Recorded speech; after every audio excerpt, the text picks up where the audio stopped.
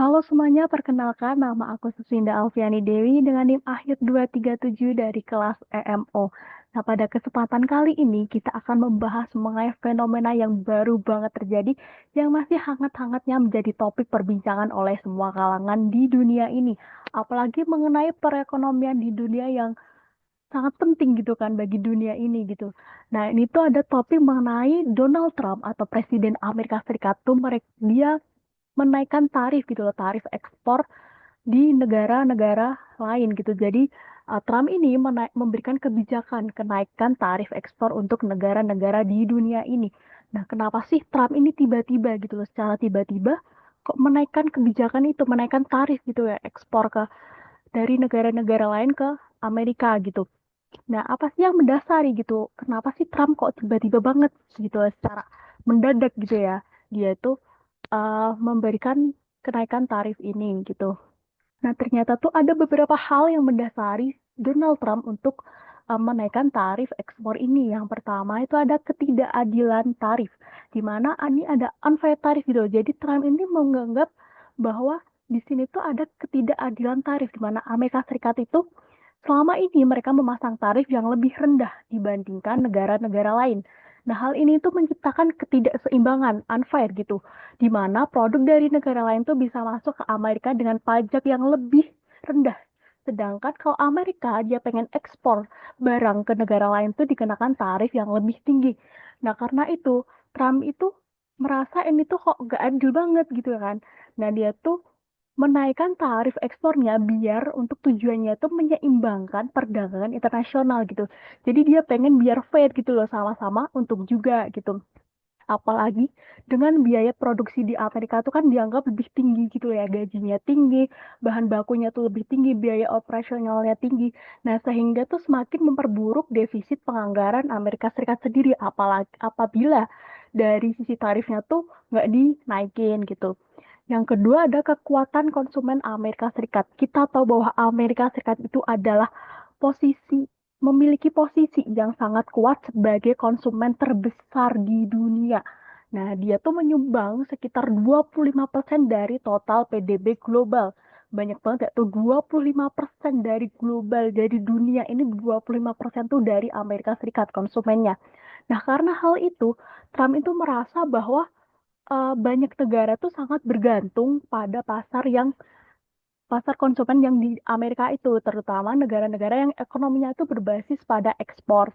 Nah, karena menggunakan analogi ini, Trump tuh merasa kalau dia tuh bisa gitu memungkinkan Amerika tuh buat uh, mendikte gitu. Jadi dia tuh bisa mengatur ulang gitu aturan main dari perdagangan internasional. Jadi Trump merasa bahwa dia tuh bisa dengan mudah mengatur segala regulasi di perdagangan internasional ini.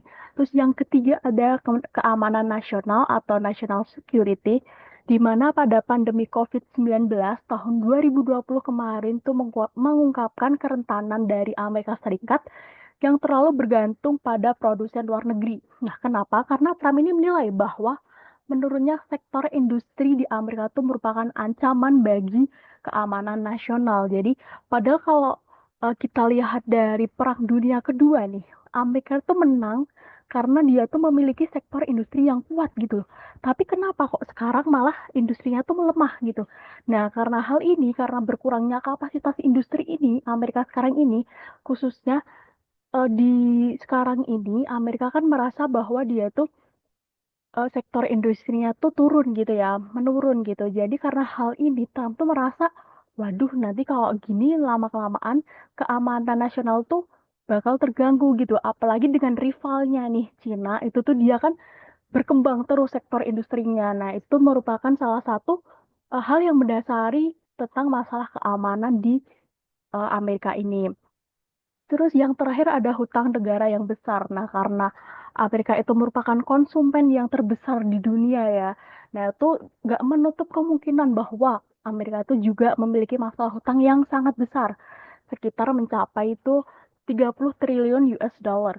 Nah, selama ini tuh cara mereka, Amerika itu menangani utang itu tuh dengan menaikkan batas utang atau debt ceiling, dan menerbitkan utang baru, dan bukan dengan meningkatkan pendapatan. Nah, karena ini melihat situasi yang kok gini-gini terus gitu, nggak ada peningkatan sama sekali, nggak ada kelanjutannya atau sustainable.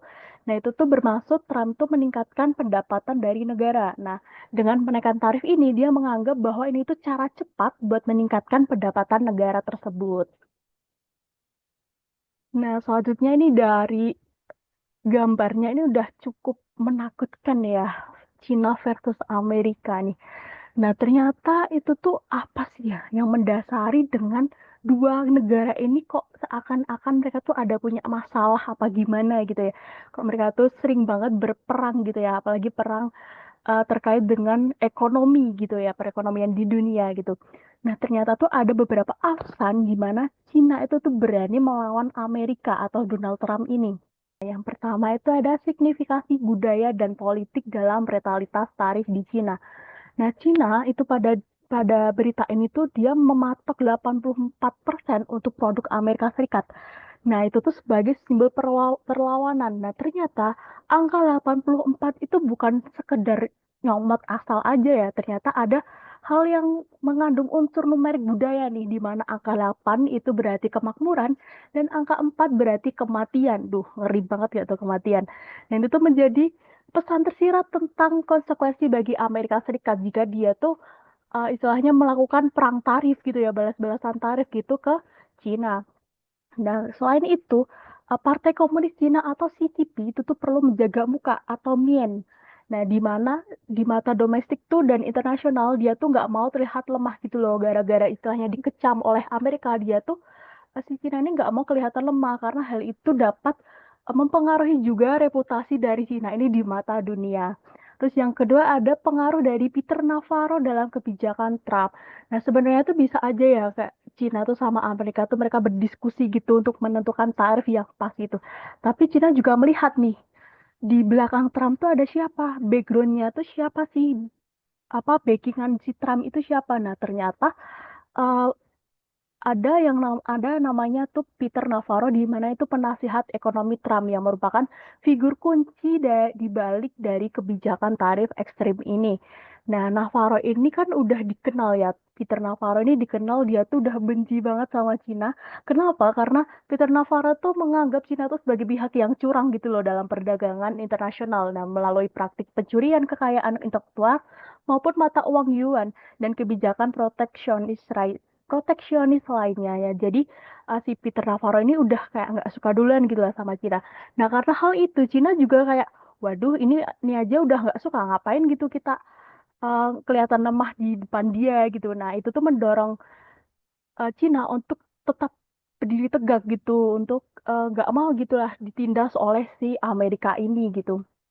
Terus yang ketiga ada strategi power projection Cina. Nah, ini berkaitan dengan yang poin nomor dua tadi bahwa Cina itu memproyeksikan diri mereka tuh dengan kekuatan agar tidak dipandang lemah oleh negara-negara lain maupun dari sekutu potensial seperti Eropa dan Jepang.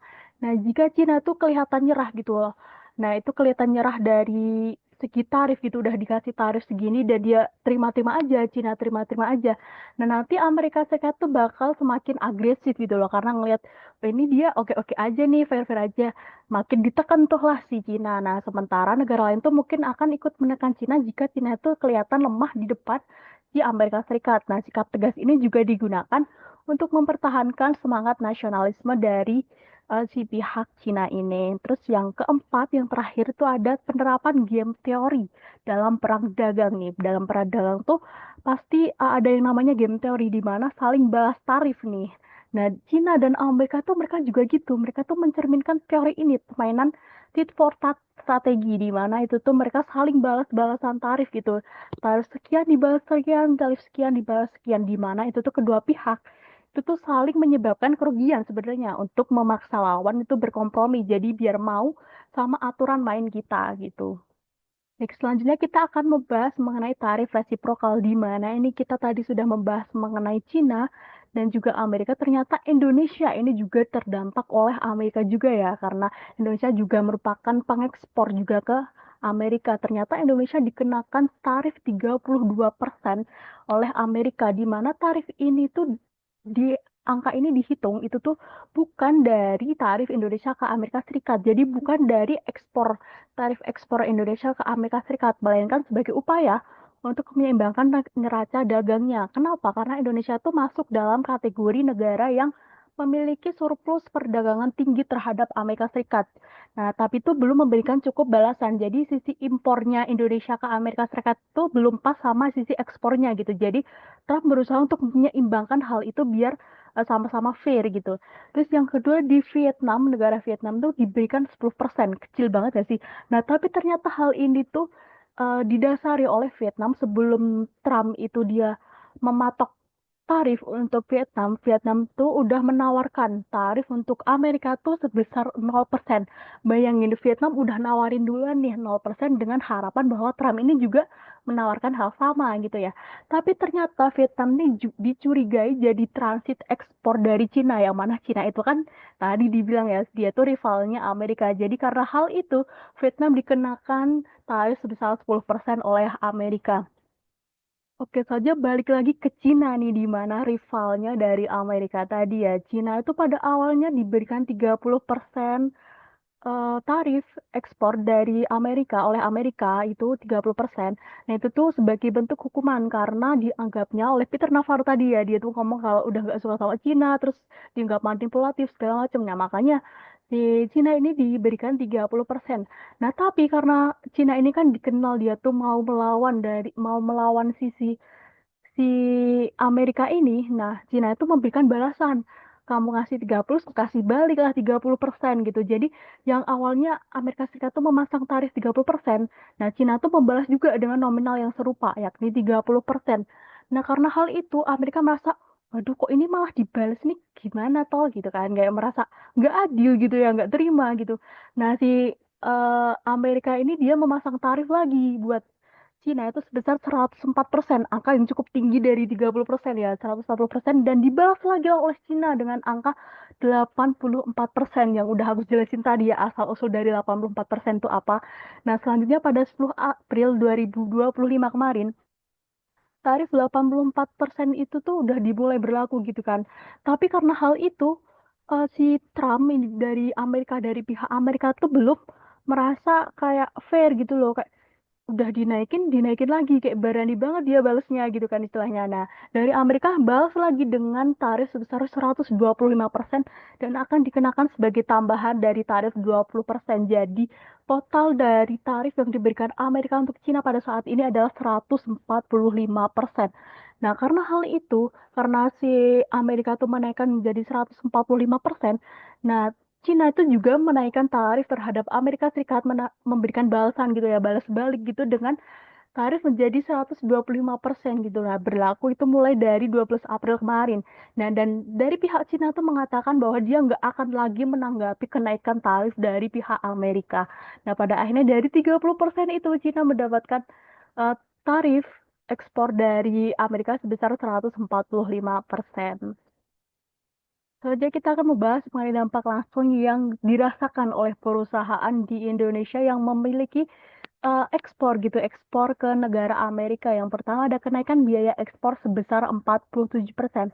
Nah, 47% ini tuh diambil dari tarif yang dikenakan sebesar 32%. Jadi, Trump tuh memberikan tarif tadi ya ke Indonesia, tarif ekspor tuh sebesar 32%.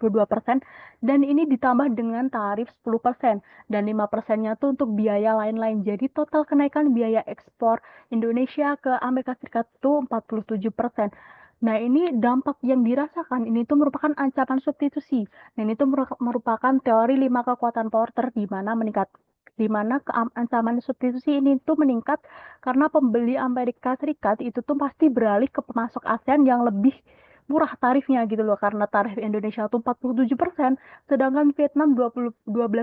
Nah, kemungkinan itu bisa dampak ancaman yang didapat oleh perusahaan Indonesia itu dari pihak Amerika tuh mereka melakukan pindah gitu loh, mereka memilih beralih ke pemasok ASEAN yang lebih murah harganya, lebih murah tarifnya gitu. Oke, selanjutnya yang kedua itu ada penurunan margin keuntungan, di mana harga jual produk di Amerika Serikat tuh pasti naik 30-40% dan mengurangi daya saing dari PT yang PT Integral Indokabinet yang aku ambil ini di segmen menengah atas. Nah, ini tuh sejalan dengan dampak dari teori biaya transaksi oleh Oliver Williamson, di mana biaya tambahan ini tuh mengganggu efisiensi rantai pasok global perusahaan. Terus yang ketiga ada tekanan negosiasi kontrak, di mana eh, perusahaan ini tuh dia tuh udah bekerja sama dengan perusahaan pembeli besar gitu, seperti Home Depot di Amerika Serikat, di mana karena hal ini itu tuh Home Depot bisa saja dia tuh meminta renegosiasi atau meminta harga yang lebih rendah gitu. Tapi kalau semisal di Indonesia-nya tuh dia nggak ACC, kayak nggak setuju, dia bisa mengancam juga mengalihkan pesanannya ke negara yang lebih murah seperti Vietnam tadi yang seperti dicontohkan, karena tarif Vietnam lebih murah daripada tarif di Indonesia. Nah, karena hal ini menyebabkan ketergantungan pada pasar Amerika Serikat, di mana eh, perusahaan ini tuh ternyata 70% produksi barangnya itu tuh diekspor ke Amerika Serikat. Nah, hal itu tuh menyebabkan ketergantungan dan meningkatkan kerentanan perusahaan karena sumber daya yang diberikan itu tidak sesuai dengan apa yang dibutuhkan oleh eh, tidak sesuai dengan apa yang didapatkan oleh perusahaannya gitu. Jadi tarifnya kan karena tarifnya tinggi, sedangkan pihak sananya nggak mau, jadi produksinya kan sia-sia gitu ya istilahnya gitu. Karena ketergantungan dari perusahaan itu 70% dari perusahaan PT 70% dari produksi PT Integrang Indo Kabinet ini tuh diberikan ke Amerika gitu. Terus yang keempat itu dampaknya ada penundaan investasi karena yang harusnya mungkin di tahun ini atau di tahun depan tuh uh, PT ini tuh melakukan investasi, tapi karena adanya ketidakpastian tarif itu terpaksa mungkin ditunda ya akibat karena hal ini. Jadi untuk menanggulangi kerugian gitu kerugian yang didapatkan oleh perusahaan. Oke, soalnya kira-kira strategi apa sih yang dapat dilakukan oleh PT Integra Indo Kabinet ini? Yang pertama ada strategi diversifikasi pasar ke Uni Eropa atau Australia. Nah, ini tuh menurut teori jaringan global dari Gary dan Fernandez Stark, di mana perusahaan yang terhubung dalam jaringan global dapat mengurangi risiko dengan mengakses pasar yang memiliki kebijakan tarif yang menguntungkan. Nah, seperti contohnya karena dari tarif yang Amerika Serikat tuh tinggi ya, karena tarif kebijakan baru ini tarifnya menjadi tinggi. Nah, makanya PT Integra ini bisa menargetkan ke pasar lain seperti Jerman dengan permintaan furnitur ramah lingkungan yang tinggi gitu. Apalagi karena Jerman tuh permintaannya tinggi, kan bisa beralih gitu dari eh, yang harusnya ke USA ke Amerika, yang seharusnya ke Amerika tuh berpindah ke Jerman. Terus yang kedua ada efisiensi produksi melalui teknologi 4.0, di mana ini menurut teori berbasis sumber daya atau J. Bernie, itu keunggulan kompetitif berkelanjutan dicapai melalui sumber daya yang langka, bernilai, dan sulit ditiru. Nah, contohnya tuh investasi mesin. Jadi perusahaan tuh bisa melakukan investasi mesin berbasis AI gitu untuk eh, produksi kabinet presisi yang tinggi. Itu tuh mengurangi waste material dan juga biaya produksi karena udah dikerjakan oleh AI gitu ya, bukan dari tenaga atau alat-alat yang alat bantu kerja yang lainnya gitu. Terus yang ketiga ada kolaborasi strategi dengan perusahaan Amerika Serikat. Nah, ini menurut model Uppsala dari Johansson dan Fairley, di mana internasionalisasi bertahap memerlukan pembelajaran melalui kemitraan dengan pemain lokal untuk mengurangi liability of foreigners. Nah, di mana ini bisa aja dari pihak PT-nya ini tuh mereka melakukan joint venture gitu, bergabung dengan salah satu perusahaan di Amerika yang emang udah terpercaya dan udah besar gitu. Sebagai contohnya mungkin bisa bergabung dengan IKEA di Amerika Serikat untuk produksi kabinet modular dengan label Made in USA gitu. Jadi memanfaatkan fasilitas produksi dari IKEA dan eh, produksinya itu di sana gitu. Jadi mereka nggak perlu membayar eh, ekspor full gitu, nggak perlu membayar ekspor yang lebih tinggi gitu karena mereka udah melakukan joint venture dengan perusahaan di Amerika Serikat gitu. Terus yang selanjutnya ada diferensiasi produk premium berbasis budaya, di mana menurut teori keunggulan kompetitif dari Michael Porter, di mana diferensiasi ini memungkinkan perusahaan menghindari persaingan harga dengan menciptakan nilai untuk diakui oleh pelanggan. Nah, ini tuh contohnya tuh bisa aja perusahaan ini tuh mereka memiliki memproduksi gitu barang-barang yang memiliki nilai unik gitu, kira-kira yang memiliki nilai unik dan beda gitu, dan itu bisa juga meningkatkan harga penjualan. Misalnya mereka eh, membuat produk dengan ukiran tradisional seperti ukiran wayang atau mungkin ukiran parang rusa atau bahan kayu snorkeling gitu dijual premium, dan itu mungkin harganya bisa lebih tinggi gitu ya daripada penjualan biasanya. Selanjutnya, relokasi parsial ke kawasan ekonomi khusus ini di mana menurut teori spesifik lokasi dari Michael Porter, keunggulan lokasi itu ditentukan oleh kebijakan pemerintah dari akses ke sumber daya alamnya. Jadi dari yang aku obrolin tadi tuh bahwa bisa aja PT ini tuh melakukan joint venture atau mungkin bisa juga membangun perusahaan di Amerika Serikat yang mana itu tuh dia bisa nggak bayar gitu, nggak bayar dari segi tarif ekspornya. Nah, bisa juga karena fasilitas bea masuknya tuh juga 0% kan karena udah joint venture, terus juga sama udah membangun pabrik di Amerika. Jadi dia nggak perlu bayar yang namanya ekspor gitu, tarif ekspor gitu.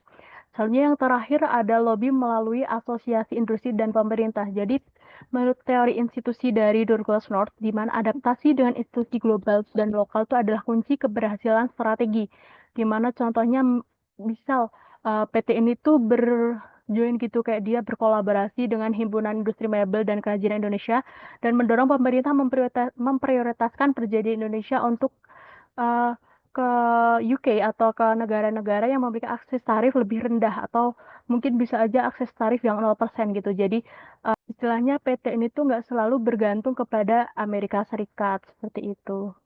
Nah, kesimpulannya pada dasarnya tuh strategi dari Guild Theory dari Jones itu tuh dalam perang tarif yang dilakukan mungkin dari Cina dan Amerika itu tuh akan terjadi nas equilibrium di mana itu tuh ketika kedua pihak tuh saling merugikan. Nah, solusi optimalnya itu adalah negosiasi kooperatif di mana untuk mencapai titik win-win solution. Nah, dengan strategi-strategi yang udah aku sebutkan tadi diharapkan PT Integra tuh dapat bertahan dari guncangan tarif Amerika Serikat sekaligus membangun ketahanan jangka panjang di dunia pasar global. Terima kasih sekian dari saya. Apabila ada kesalahan mohon maaf. Saya akhiri. Terima kasih semuanya.